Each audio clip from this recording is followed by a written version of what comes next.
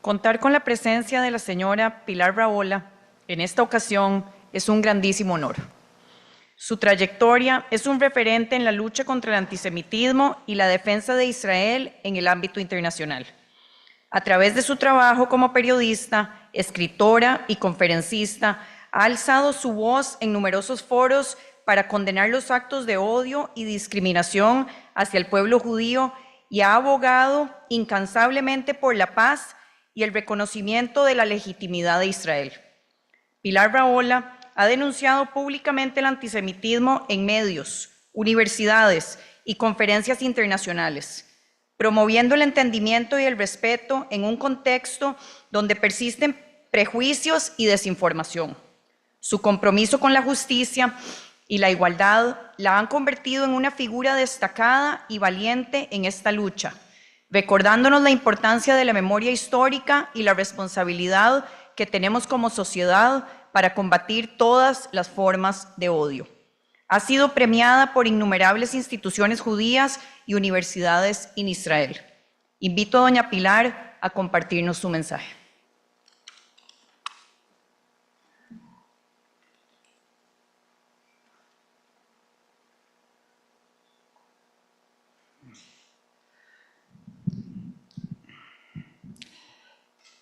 Gracias por haberme invitado, porque me siento enormemente honrada de estar hoy aquí.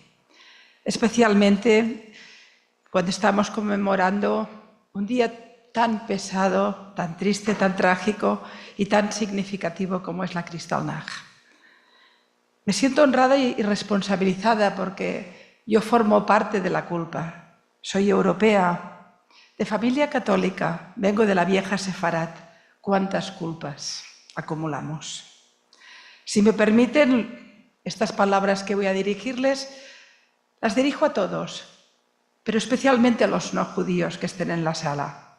Ya sé que si están aquí, probablemente son gente sensible, cercana, empática con la causa, amigos. Pero tenemos que hablar entre nosotros porque este tema no es un tema judío.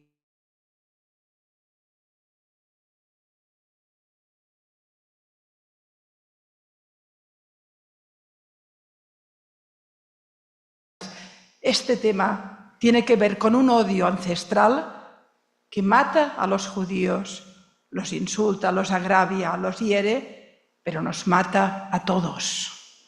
Y por tanto, lo primero que tenemos que decir cuando recordamos y conmemoramos la tragedia que empezó en la Kristallnacht, lo que tenemos que decir es que aquello que pasó nos destruyó. Y lo que está ocurriendo ahora puede volver a destruirnos. Empecemos por ello. Ciertamente, en el 38 tuvimos el primer gran pogrom que de alguna manera inauguró o abrió lo que finalmente sería la solución final. El presidente de B'nai B'rith explicaba los datos y las cifras terribles, ¿no? 30.000 detenidos, más de 100 muertos, 7.000 tiendas destruidas, creo que más de 300 o casi sinagogas totalmente destruidas, el horror que después empezó. Pero empezó allí. Empezó en Alemania y en Austria. No olvidemos nunca Austria, que siempre pasa de puntitas. Después nos hicieron creer que solo era la familia Trapp. No, la familia Trapp no era. Ellos se unificaron, hicieron lo que hicieron. También hay mucha culpa allí. Después incluso nos enviaron a un presidente de la ONU que también tenía algunas manchitas en la espalda. También se olvidó. Pero no empezó allí. No empezó ese día de noviembre del 38. Esa estación, ese tren que acababa en Auschwitz, tenía muchas estaciones previas. De hecho, empezó en la vieja Sefarat cuando un día le dijimos a los judíos: no pueden vivir entre nosotros si no se convierten. Y después les dijimos, no pueden vivir entre nosotros. Y al final en Auschwitz les dijimos, no pueden vivir.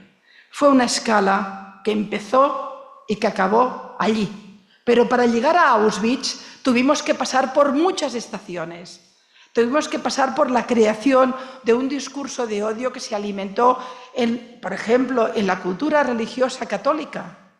Siglos y siglos de Semanas Santas, con los autos de fe, de alimentar la idea de que ese pueblo era tan malo y perverso que incluso había matado a Dios. Era lo peor. Yo me eduqué en una cultura católica, ciertamente soy mucho más joven y el catolicismo ya había superado parte de sus maldades. Pero estábamos ahí. Cada católico, cada ciudadano no judío tiene en su genética, en su universo simbólico, la idea de que los judíos como mínimo son sospechosos de algo y que existen como un pueblo y no son de los nuestros, siempre son los extranjeros. Eran judíos catalanes o judíos de Toledo o judíos de cualquier lugar de la vieja Sefarad, pero no eran los nuestros y los echamos. Eran judíos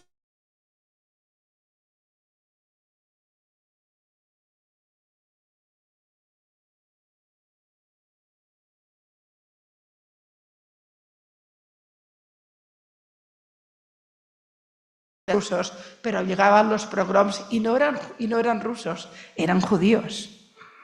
Y que les cuento de esos ciudadanos que habían luchado en la Primera Guerra Mundial por Alemania, que tenían sus medallitas de honor por haber luchado por su país, pero fueron a los campos de exterminio porque no eran alemanes, eran judíos.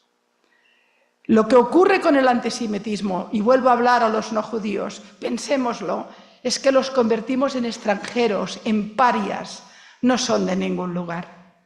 Hay una paradoja que explica Amos Oz, que es extraordinaria, que dice: mis padres se fueron de unas ciudades donde decían váyanse a Palestina, y ahora mis nietos van a ciudades que les dicen váyanse de Palestina. O sea que no son ni de un lugar ni de otro. Y cuando no eres de ningún lugar, quizá ya no eres nada. No perteneces a nada. Y así los fuimos convirtiendo en ese pueblo paria que podíamos, como los agraviábamos, los expulsábamos, los señalábamos, los estigmatizábamos, al final, ¿por qué? Porque no podíamos matarlos. Y llegamos a ese punto, esa Kristallnacht nos llevó al exterminio de 3/4 partes de la población judía de Europa. 3/4 partes de un patrimonio humano, cultural, de vida, de cultura, de conocimiento, que había formado Europa y que destruía Europa. ¿No se explica Europa sin los judíos? No se explica. Pero no se explica Europa sin el odio a los judíos. Y esa dualidad nos destruyó. No hemos sido nada más. Después de Auschwitz hemos naufragado. ¿Qué somos ahora? Un continente con profundos problemas de identidad y que está repitiendo los esquemas de los años 30. El extranjero. Fíjense, mi primer viaje a Buenos Aires, llegué a Buenos Aires, perdonen la anécdota personal, pero a veces explican cosas. Era mi primera vez y yo era la oradora del acto de AMIA, otro gran honor. Y llegué al aeropuerto y tomé un taxi. A mí me gusta mucho hablar con los taxistas, que acostumbran a ser gente muy sabia, que te da mucha información del país al que llegas. Pero ese me salió mal. Empecé a hablar con él y me preguntó: ¿y usted qué viene aquí de turista y tal? Y yo, inocente, dije: no, yo vengo a hablar en el acto de AMIA. ¡Uy, AMIA!, me dijo, esto fue una autoimplosión. Estos judíos se mataron para hacerse víctimas. Bajé del taxi. Pero fíjense ustedes, no eran argentinos, eran judíos. Esta repetición, este concepto tiene que ver con esa idea de la extranjerización. Es la primera maldad de las muchas maldades que el antisemitismo incluye.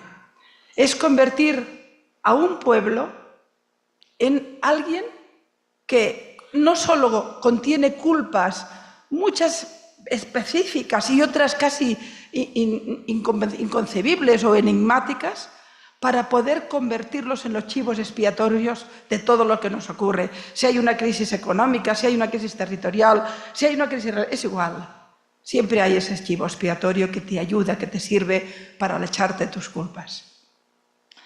Y el antisemitismo se fue formando, se fue cuajando ante esa idea lenta del otro, el extranjero, el extraño, el que no se integra, el que no es de los nuestros. Primero fue todo el fenómeno católico, después fueron los diferentes fenómenos económicos y sociales. No olvidemos nunca que el alcalde de Viena en 1900 gana por un discurso antisemita. Es decir, tardamos mucho en llegar a los Kristallnacht, pero ¿imaginábamos que no llegaríamos? ¿Imaginábamos que después de demonizar, criminalizar y señalar a todo un pueblo durante siglos, no habría un momento que los mataríamos? Pues bien, eso que pasó en aquellos años y que dijimos muy solemnemente, nunca más, llegamos al siglo XXI y ¿qué nos está pasando? Hoy, lo comentaba el otro día la embajadora de Israel y le robo el concepto porque es muy claro. ¿Estamos seguros, los no judíos, de que hoy en el mundo hay un solo país donde los judíos pueden no tener ningún problema? ¿Están seguros? ¿Se dan cuenta de que es el único pueblo del mundo donde puede tener problemas, ser insultado, señalado, tener algún agravio o incluso cosas peores? ¿El único del mundo donde le puede pasar esto? Hoy, otra vez, en el siglo XXI, volvemos a tener un pueblo demonizado, señalado y que empieza a tener severos problemas en cualquier lugar del mundo. Holanda, tan bonita, tan llana, tan delicada, pogrom. La verdad es que lo comentaba hace un momento Ami y también Shaik. Estamos hablando de la comparativa con el 7 de octubre. Hablemos de ella. Sí, el 7 de octubre es una Kristallnacht. Y lo digo en estos términos, ¿por qué es una Kristallnacht? Porque también es la estación final de muchas estaciones anteriores. ¿Qué esperábamos? ¿Que no pasara lo que ha pasado? No lo que ha pasado el 7 de octubre, que eso forma parte de la barbarie más absoluta de una ideología del mal, porque sí, lo que hubo el 7 de octubre no fue el punto final de una lucha terrorista, territorial, fue la exhibición pública, viralizada, de una ideología del mal. Cuando alguien llama a su papá y dice, papá, he matado a 5 judíos, el papá le dice, qué orgulloso estoy, ahí muere la humanidad. No puede haber ideología más perversa, más malvada, la que mira a un niño en su cuna y considera que es un enemigo, la que ve a una mujer y decide de qué maneras más brutales violarla. ¿Qué causa hay ahí? ¿Cómo puede haber un solo manifestante en el mundo que considere que esa causa es su causa en nombre de la libertad o en nombre de cualquier causa? Hubo gente en Barcelona que me decía esto. Es que la causa palestina... No, perdonen ustedes. La causa palestina puede ser muy noble, todas las causas lo son. El 7 de octubre es un acto de maldad extrema, una ideología del mal. Es el mal, es la oscuridad más absoluta. Es el nazismo. Es el stalinismo, son las ideologías totalitarias que lo destruyeron todo. Murió ahí la humanidad, en cada niño secuestrado, en cada mujer secuestrada, en cada persona que aún está en los túneles, ahí muere la humanidad. Pero nos extraña, porque si la Kristallnacht llega, y por supuesto Auschwitz, después de tiempo y tiempo y tiempo de señalar, estigmatizar, criminalizar a un pueblo, la demonización y la criminalización de Israel que ha venido posterior al 7 de octubre y, por tanto, la otra vez demonización del pueblo judío, viene después de décadas y décadas de señalización, criminalización y demonización de Israel. Esto no es casual. Estalló, pero no es casual. Y también ahora nos extraña. Yo hace más de 20 años que aviso que esto va a pasar. ¿Por qué? ¿Porque soy más sabia que alguien? No. Porque lo miro, lo veo. Durante décadas las universidades, intelectuales, todo el estalinismo en su momento, ha ido creando la idea de que Israel es un país ocupante, perverso, que por supuesto responsable de todos los problemas que hay en la región, enemigo de las causas más buenas del mundo, etcétera, etcétera. Yo me he formado en una universidad donde he escuchado esto, y hace muchos años que me formé. Todo lo que está ocurriendo respecto al tema de Israel en estos momentos y lo que ocurre con el aumento del antisemitismo tiene que ver con 2 corrientes que se han encontrado y que han ido trabajando también minuciosamente para crear este discurso de odio. Uno es, por supuesto, la corriente del islamismo radical. En cada mezquita donde se habla en términos antisemitas y se enseña a odiar al judío y, por cierto, también al cristiano. en cada colectivo humano donde en lugar de rezar a su Dios en favor de la paz, lo hacen en favor del odio. Y evidentemente no pasa en todas partes, pero en el islamismo radical pasa. Y tenemos imanes de esta naturaleza en cada ciudad y pueblo de nuestros países. El otro día yo recordaba la muerte de Theo van Gogh, el director de cine holandés, que lo mataron, pero previamente hubo cantidad de discursos en las mezquitas los viernes señalándolo como un enemigo. Y al final lo mataron.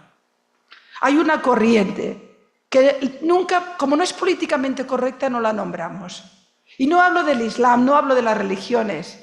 El Islam es mucha gente y mucha muy buena. El Islam son las mujeres iraníes que luchan por sus derechos. El Islam es Malala que quiere estudiar. Hay mujeres y hombres extraordinarios en el Islam. Creo, sinceramente, que los Nelson Mandela del siglo XXI son los ciudadanos musulmanes que luchan por la libertad. Mi respeto, mi amor, mi estima. Pero la ideología islámica que esclaviza a mujeres, que desprecia las orientaciones sexuales, que te puede matar por ser homosexual o por ser una mujer libre, o por ser un opositor, que desprecia las libertades, la Carta Fundamental de Derechos Humanos, y que además defiende o incluso justifica el terrorismo, esa ideología del mal es profundamente, profusamente, activamente antisemita. Y en Europa hay 20 millones de ciudadanos musulmanes. ¿Cuántos de ellos beben de ese discurso de odio? ¿Cuántos? ¿Y creen que es casual después que ocurre lo de Ámsterdam? Pero esta corriente no es la única, porque hay otra corriente que se ha ido trabajando en universidades, en intelectuales, en movimientos de izquierda, en entidades, y lo dice alguien que viene de la izquierda, que ha ido alimentando también el discurso contra Israel. Casualmente solo contra Israel. Fíjense ustedes, los judíos son el pueblo paria entre los pueblos y la única nación paria entre las naciones es Israel. ¿Casualidad? ¿No tiene nada que ver que sea justamente el Estado judío? Es el único país del mundo donde otros países de la ONU lo quieren destruir, borrar del mapa. Hay cantidad de países que los hizo Churchill con un puro después de la Segunda Guerra Mundial, y nadie quiere destruirlos, nadie los pone en cuestión. Nadie pone en cuestión Costa Rica, y no hace tanto que existe, no hace 1000 años, y es un país sólido, consolidado. Por cierto, su primer presidente, un catalán, a quien los catalanes amamos profundamente, a Pepe Figueras, que lo enterraron con la bandera de Cataluña, quiero que lo sepan. Ustedes quizás no saben, los catalanes lo sabemos. Un hombre querido. Sin embargo, Israel no tiene derecho a existir. Sin embargo, Israel, hay ciudadanos de mi país y del suyo y del lado y del otro, ciudadanos democráticos en estados democráticos que creen que Israel no tiene derecho a existir. También había ciudadanos democráticos y buenos y tranquilos que pensaban que quizá los judíos en la Europa de los 30 tampoco tenían mucho derecho a existir o a estar entre ellos o a estar allí. Ha habido corrientes, yo no hablo por supuesto de toda la izquierda ni todo el progresismo, por favor, de ninguna manera, como no hablo tampoco de todo el Islam, pero sí que responsabilizo a unas corrientes muy directamente implicadas en el viejo comunismo, que se han reciclado y han cambiado, pero que continúan con esos estigmas, que han estado permanentemente alimentando el discurso de que Israel es un país colonizador. Miren el mapa, colonizador, si no cabe el nombre dentro, Como decía una humorista hace poco, Egipto, Siria, Israel, ni cabe. Perdonen que quizás no es el lugar para una broma, pero bueno, sí, ¿no? Supongo que en la vida también hay que reírse de vez en cuando, aunque estemos conmocionados por nuestras víctimas. Esa corriente que ha ido alimentando un discurso de señalización y que ha ayudado a pervertir completamente el equilibrio y que ha defendido una causa, que es una causa noble en la Palestina, pero entrando y permitiendo que en ella se incorporara también la justificación o incluso el aplauso del terrorismo, que no ha puesto todos los elementos sobre la mesa, que no ha recordado que ha habido 5 intentos de crear un Estado palestino y los árabes han dicho que no, los palestinos han dicho que no, que quizá hay responsabilidades, que hace 14 años que está Hamas gobernando Gaza Y en esos 14 años no ha dedicado ni uno de los miles de millones de euros a que sus ciudadanos vivan mejor. Gaza podría ser hoy un centro turístico de primer nivel. Podríamos ir todos allí. Y los primeros los israelíes. Pero no, utilicemos el dinero para la muerte, para la construcción del odio, para la imposibilidad de la paz. Y todas estas corrientes de izquierda, todo esto no existe. Y de golpe ves en mi ciudad, en Barcelona, cómo se está convirtiendo en una ciudad hostil para los judíos. Alguien me decía, creo que es diputado, me parece, no sé si decirlo, pero alguien me decía, mi hija ha estado estudiando en Barcelona, pero ha decidido irse. Pero, ¿qué me dicen a mí?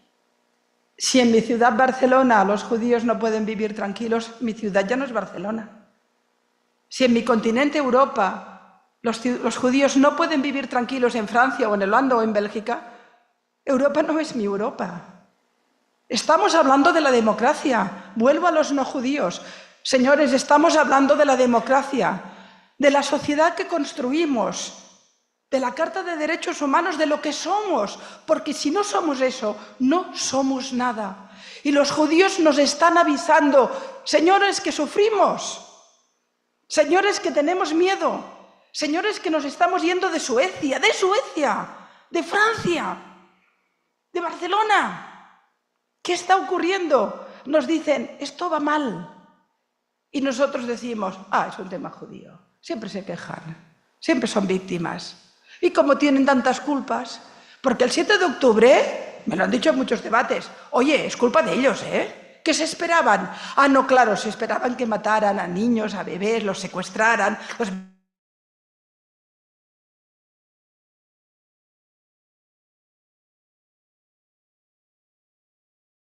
Entre ustedes, los titulares cuando hay un atentado. 6 israelíes han muerto. No, oigan, los han asesinado con una bomba. Nunca pasa, nunca está en el titular. Se mueren de la gripe.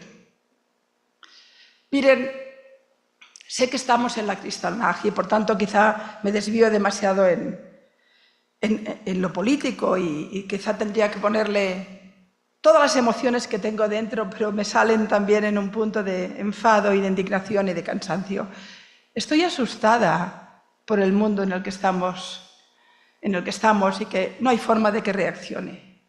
Estoy preocupada por mi ciudad, por mi país, por el suyo, por el de al lado, por las democracias liberales como las hemos entendido. Los enemigos de las democracias son muy fuertes. Se reúnen en Rusia, Corea del Norte, China, Irán, Rusia. Dios los cría y ya los se juntan, dicen en mi casa. Y todos estos defienden la democracia, por supuesto. Y nosotros los demócratas, ¿qué hacemos? Israel es el malo. Porque en todo el mundo tenemos un problema que se llama Israel. Si Israel desapareciera, se acabarían todos los males en Oriente Medio. No Irán, no. Irán solo te ha creado como dicen los argentinos, un quilombo de narices en la región. Ha financiado a más de 100.000 miembros de Hezbollah, la primera organización terrorista del mundo, por cierto, que está bastante infiltrada por esta zona de aquí. Gracias a los amigos bolivarianos, claro, que les han dado el pasito. Y que además ha alimentado la guerra en el Yemen con miles y miles de muertos. ¿A quién le preocupa el Yemen? ¿Dónde está el Yemen? El Yemen, también cabe el nombre en el Yemen, pero no está en el mapa. No lo vieron, no lo he visto en las manifestaciones, pero llevan años de guerra. Han muerto miles de personas, ¿a quién le preocupa? ¿Será un genocidio eso? No, no creo. El genocidio lo dejamos para los judíos o los israelíes, que son lo mismo.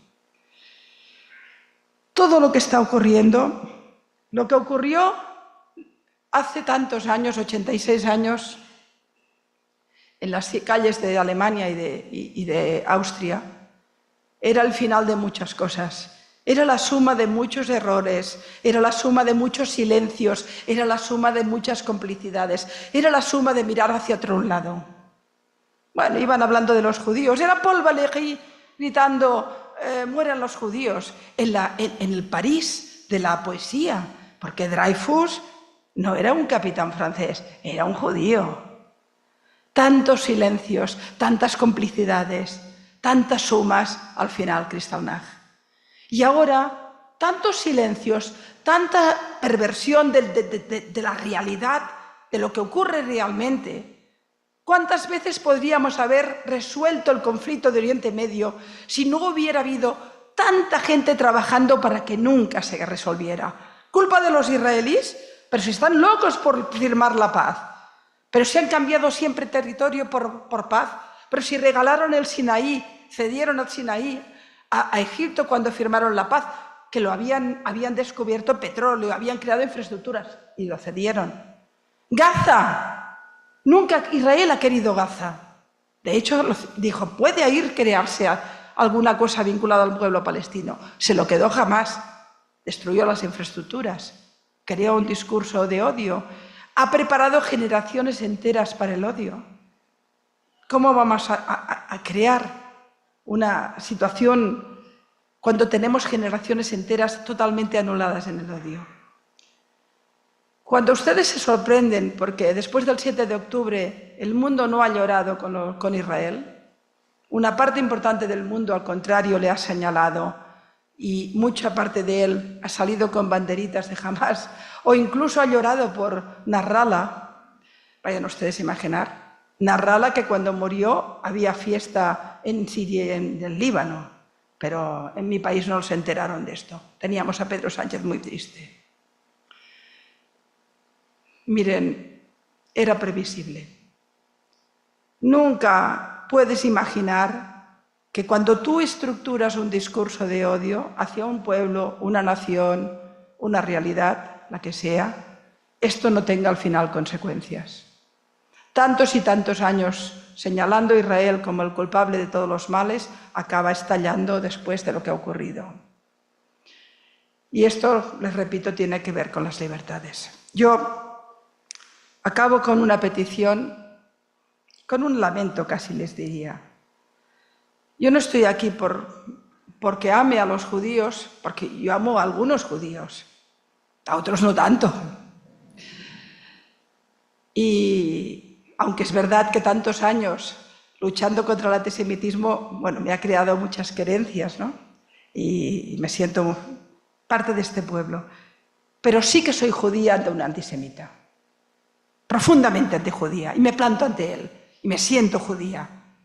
Porque el antisemita odia todo lo que yo amo. Odia que nos podamos mirar a la cara, que podamos rezar entre los dioses y que se hablen entre ellos.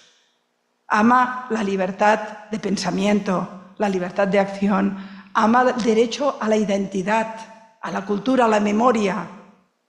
El antisemita me odia a mí, no porque yo sea amiga de los judíos, sino porque soy amiga de la humanidad. Detrás de cada antisemita hay un enemigo de la humanidad. Detrás de cada alimentador de odio hay un enemigo de la libertad. Detrás de cada antisemita hay un enemigo de la vida. Y no solo son los clásicos que conocemos, los nazis, los demás. No, acuso directamente a muchos intelectuales de izquierdas que están alimentando un odio que nos estallará en la cara.